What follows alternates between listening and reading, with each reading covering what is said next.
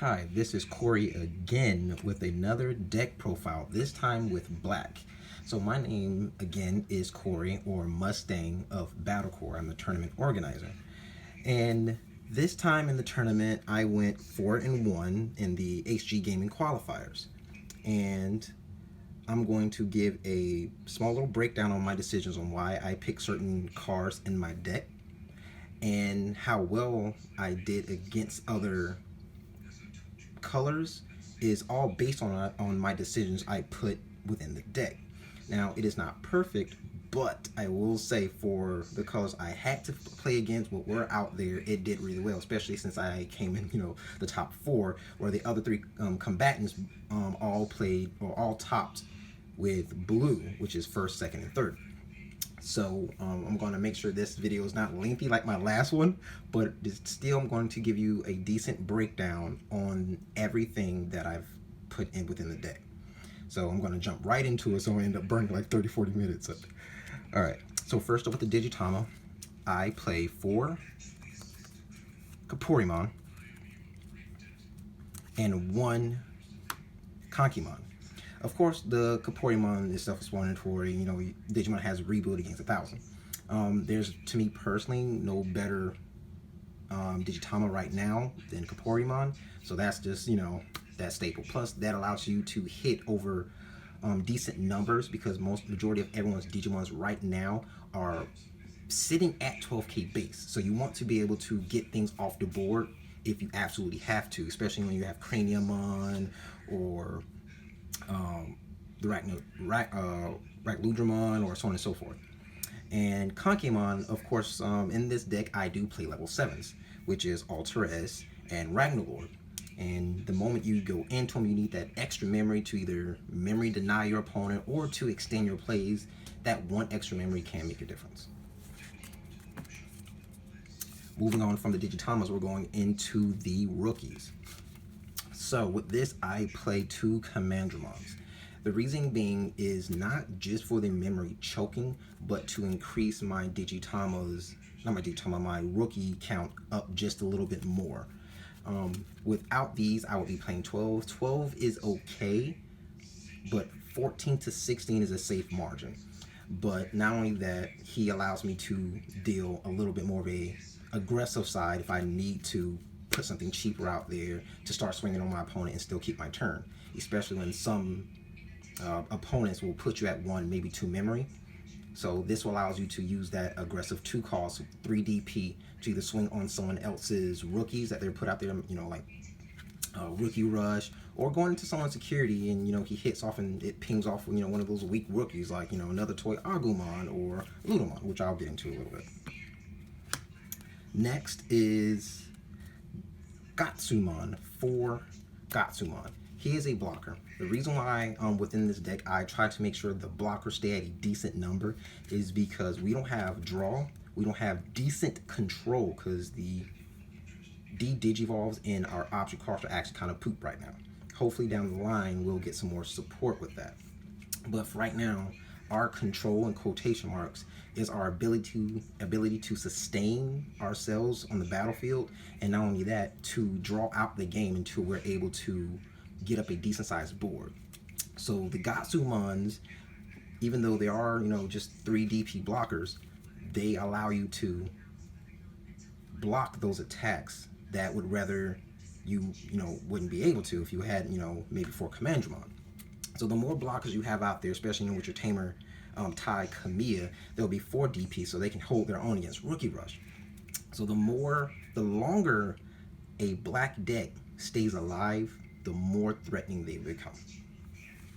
So moving on from there are 4 Toy Agumons. Self-explanatory, they have reboot. Now go into a couple of good little intricate combinations what Toy Agumon is. For example, with Craniumon, you can do the whole Toy Agumon Greymon. If you don't have Greymon, then you can kind of opt out of it, especially if Craniumon's already at 12, because the Digitama from Capuremon make him a 13, which not a lot of people will end up crashing into anything higher unless it's Omnimon. But with Craniumon and let's just say a Metal Greymon, that is a 13 with +2. Not only that, he has blocker or +1. But he's a blocker. So once Toy Agumon pings off on your opponent's turn, Craniamon restands back up and he's blocking.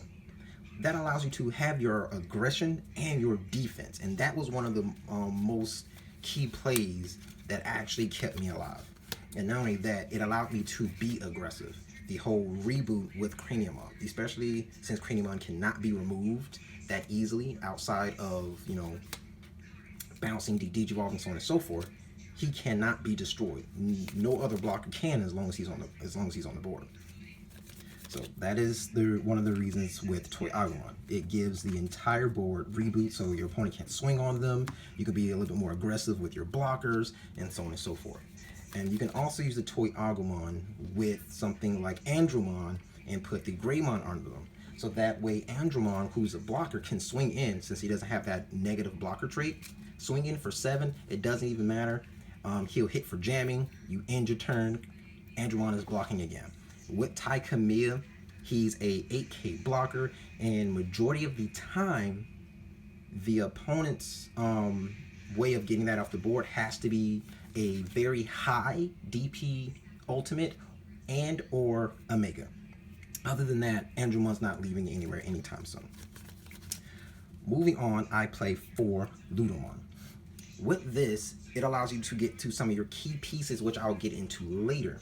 Even though there's not a lot of them, it allows you to not only deck thin, but to make sure you keep a good number of cards in your hand to keep playing on the board. We don't have a draw mechanic, so playing down a Ludomon and getting another Ludomon is never that bad. Especially since, you know, that will be your rookie play of the turn, or you can have a rookie rush type deal with Ludomon. You play a Ludomon, you get another Ludomon, you have another Ludomon for next turn. If you have a Toy Agumon already in the raising area, and you play Ludomon, and you get another Ludomon, guess what? You have a rookie to Digivolve on your Digitama, you know, maybe a turn or so later. But Ludomon allows you to get to your key pieces quicker than you usually would, especially, like I said, we don't have a draw engine. Moving on from the rookies, we're going to the champions. So with this, I only play 2 Tai Ludomons. The reason being is, like I was saying earlier, we don't have good control. Our option cards are poop, and when it comes to our Digimon, the only good control we have are the Legend Arms Chain, in my opinion. They allow you to de-digivolve when a level 7 Digimon attacks, and you de-digivolve by 1. There's no cost, there's no negative side effect like playing an option card. You're paying 3 memory, de-digivolve them by 1, and then you end your turn, and they just go right back up again.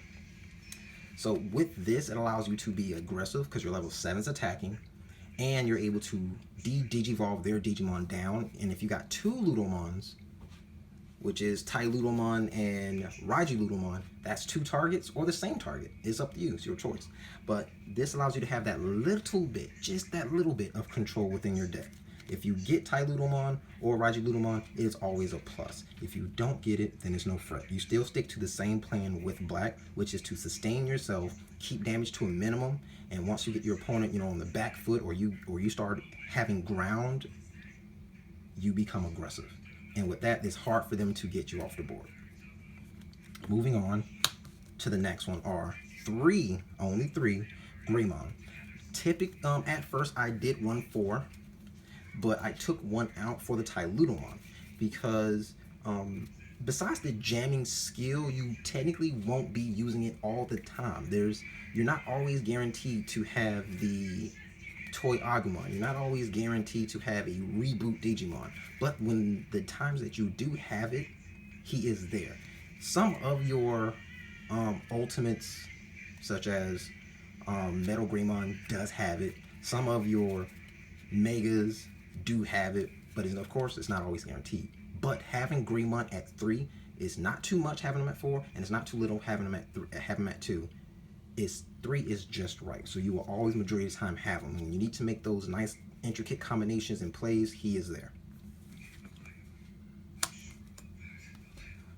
Tankmon at 3. This is what I call a blocker checker because, you know, typically blockers are 6 DP, and he is a 6 DP. I'll play him at 3. Not too much for the memory choking, but that is a good thing. Sometimes when your opponent puts you at 4 or 5, you will want to go into a Tankmon, because if you're at 4, he'll put you to a 3, and then you just go into an ultimate, put you at 0, and then Digivolve into a Craniumon. You're able to get those plays, you know, right off. Or if your opponent puts you at 3, or your tie puts you at 3, you Digivolve, puts you at 2, go into an ultimate that puts them at 1. Tankmon is a very good card to put in here, even if you don't, you know, have your tamer, and you know your opponent only puts you at 1. He allows you to be able to go into your champion without ending your turn, Digivolve, go to 0, and then go into your ultimate. When it comes to black, getting into your megas is very, very, very, very, very important.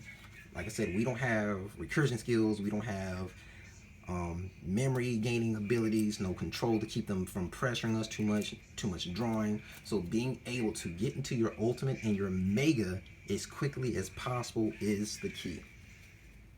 And Tankmon is definitely one of them. Moving on, we play only 3 Garurumon. Typically people play 4 blockers in the deck, but because we have access to so many at different levels, we do not need that much. Especially since Garurumon has a super blocker skill, which is this Digimon cannot attack. So allowing him to keep himself at a nice number at 3 is very good. Especially since his DP is 7 and his play cost is 5, he's a very good Digimon to slap down sometimes, even if you do not have a rookie to Digivolve on him. Even sometimes when you have a rookie such as Ludamon on the board, you know, since he doesn't do anything else afterwards, you have a decision to keep Ludamon on the board, or to just hard play Garurumon if you have 2 memory or 1, and you know, let the opponent tamer put them at 3 or 4. Having more Digimon on the board is never a bad thing, and since Garurumon is a very low cost Digimon with a very high DP, he is never a bad choice.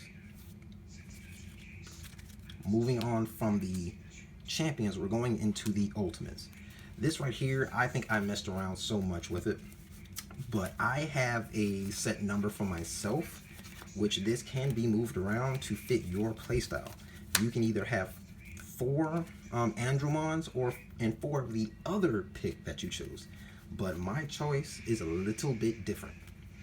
With this, I go 2 Raiji Ludamon.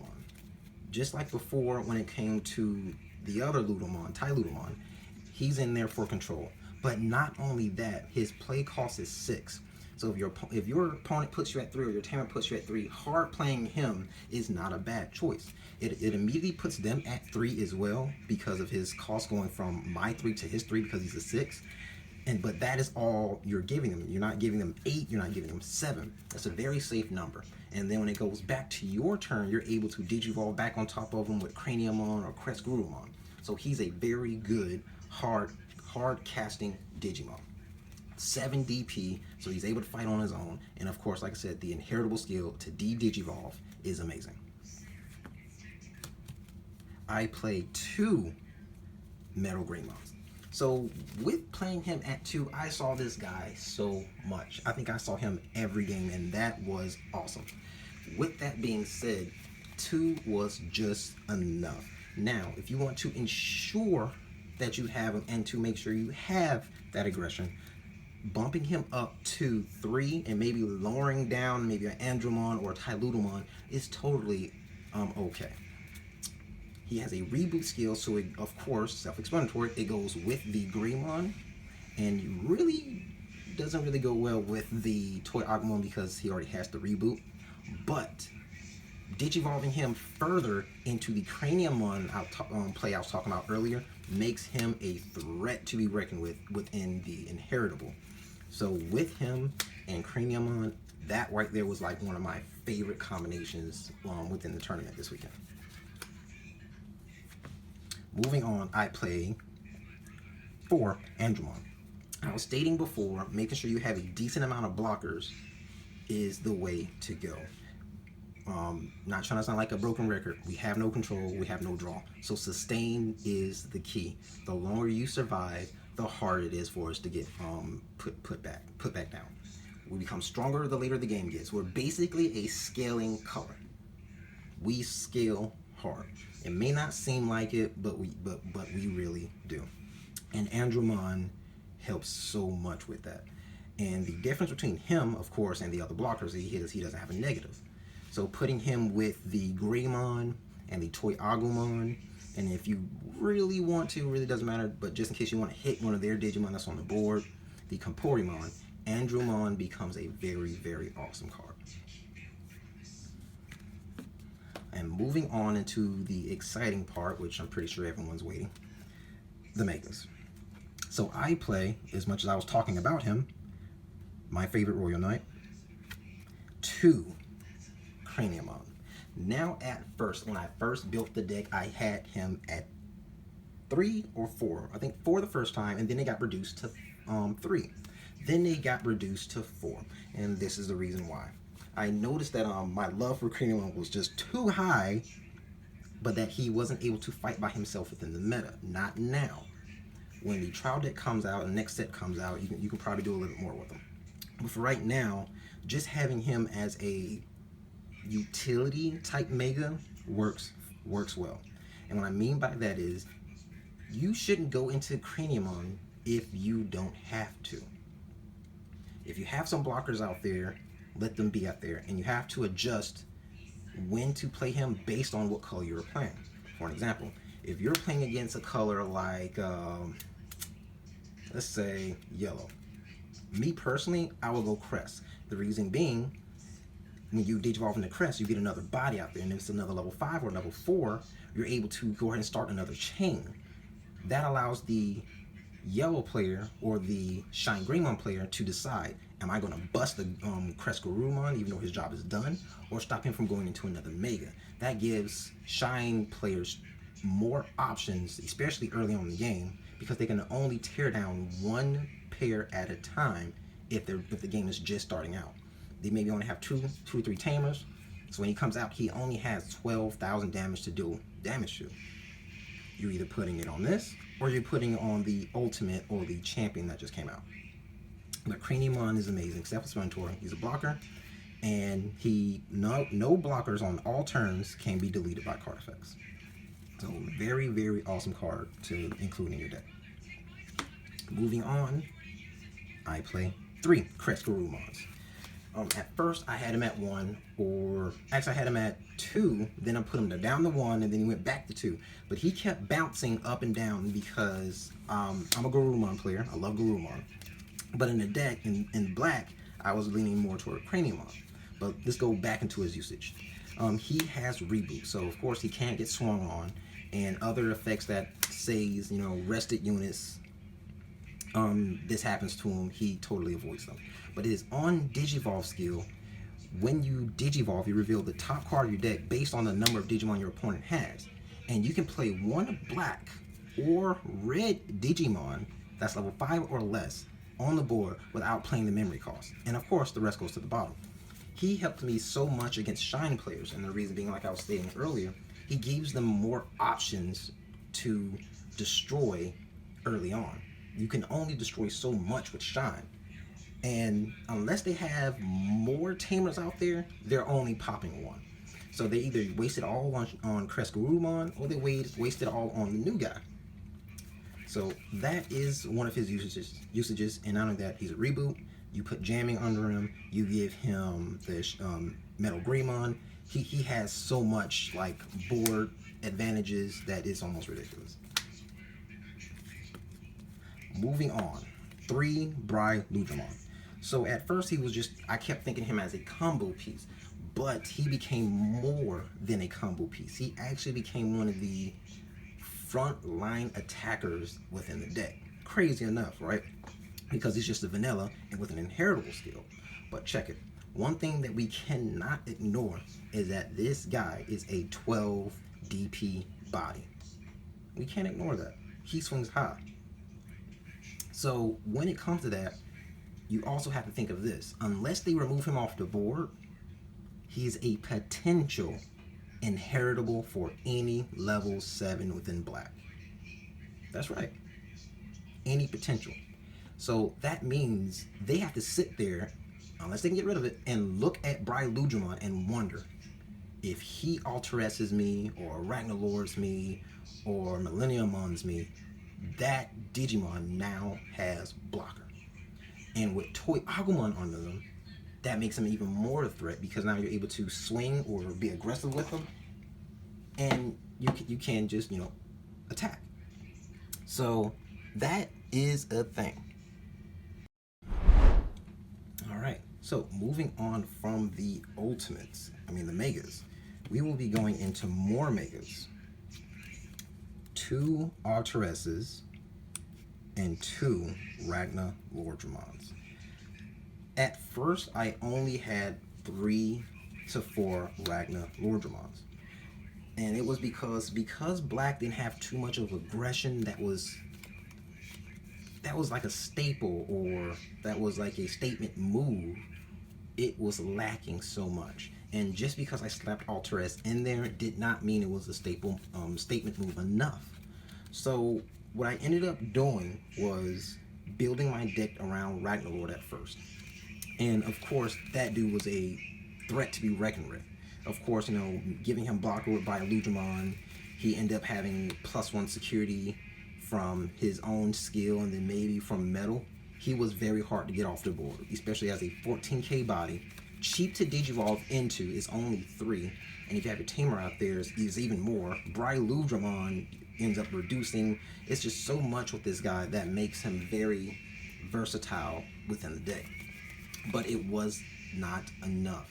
I needed more statement moves or stronger Digimon within the deck, because we don't have any at the moment. But I really don't count Cres, as he's more of a, you know, let me help the deck move forward type Digimon. So with Ragnarlordramon, he became one of the centrals around the deck. Then I was like, I need more statement, more control. I need more aggression. That's when Alteress came in. With Alteress, of course, with his De-Digivolving skill and his ability to block, I'm able to do more plays than usual, such as Digivolving on top of BattleCore, swinging with him, getting the BattleCore back, believe it or not, and able to set up with BattleCore the next turn, or that same turn, if I have enough memory. That allowed me to have more combination plays than usual. And in one of my games, I ended up having both Omnimon Alteress and Ragnarlordmon, just, you know, turn back to back. So with this, it allows you to have different options when it comes to assessing the situation. Ragnarlordramon for those aggressive turns, and Alteress for those I need more control. It even was in one of my games with a green player, because I know what green does. You give them a lot of memory, they end up doing a lot. But I ended up playing a BattleCore from 1 and put him to 9. That was my statement. I let my opponent know, hey, look, you either get him off the board, or you have to answer to me next turn. I'm not going to lose another game because, you know, I can't get to where I need to because you're controlling me. So with that being said, the green player, you know, had like 2 ultimates out there. And I believe a rookie, not 100% sure. I think the rookie was in his raising area, but he passed the turn. The turn went right back to me, and I digivolved on type of BattleCore with Ragnar after bringing up my rookie and digivolving that into like a Garurumon. But with Ragnar being a staple on the board with the +1 security and being a blocker, my opponent could not handle the aggression, because the tempo of the game became increased at that point. +1 security increases the tempo of the game.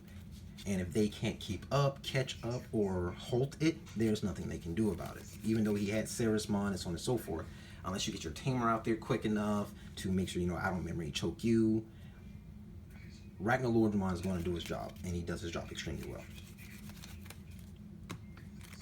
So, moving on from here, we're going to go into our options and our tamers.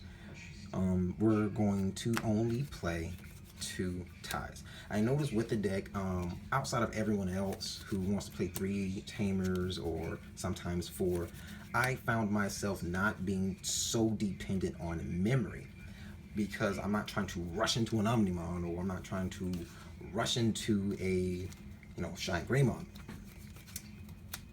Crazy enough, the slow pace works with the deck. We're just trying to grind it out and sustain and persevere. So just putting them at 1 or putting them at 2 is good enough. Sometimes, playing a tie does pass the turn back to your opponent. And even though, yes, you're guaranteed that 3 memory next turn, that could have been, you digivolving it onto digivolving into an Andromon, drawing a card, and saying, hey, next turn I can do this, or so on and so forth.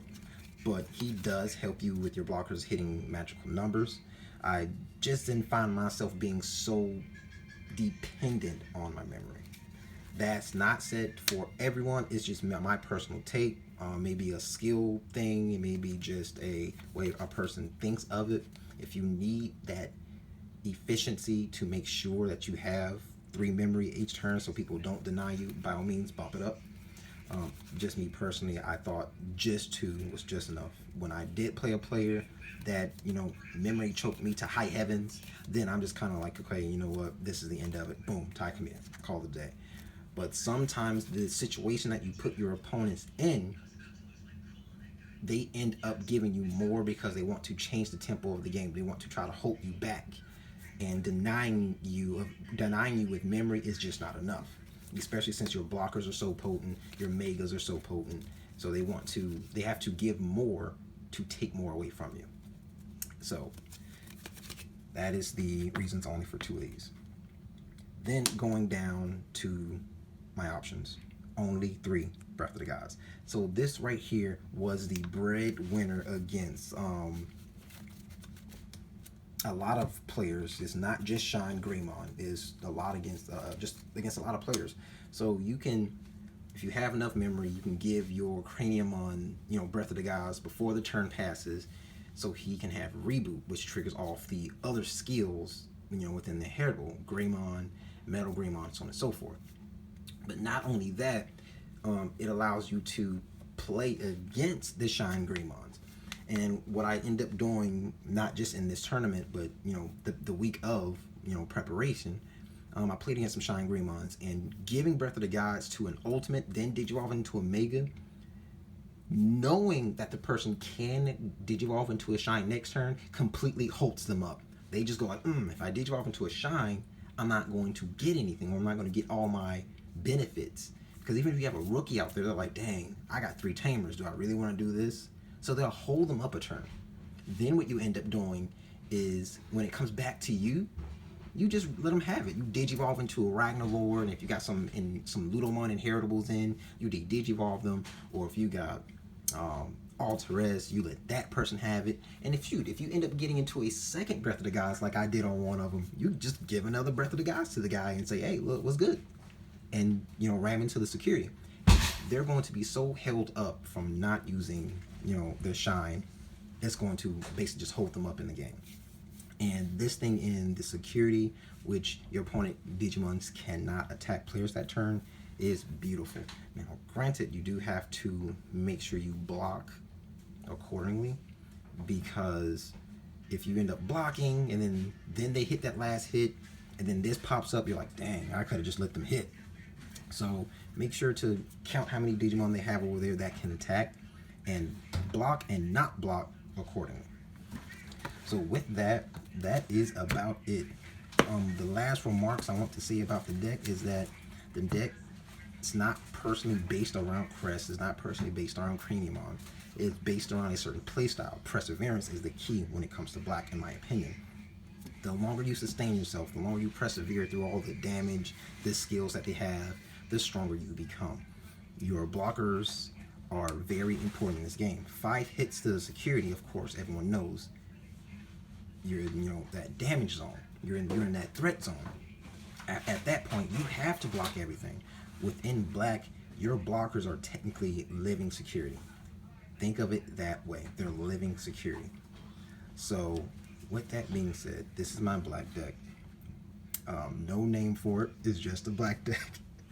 If you have any questions, put them in the comments below. We'll try to answer them accordingly. Thank you guys for your time.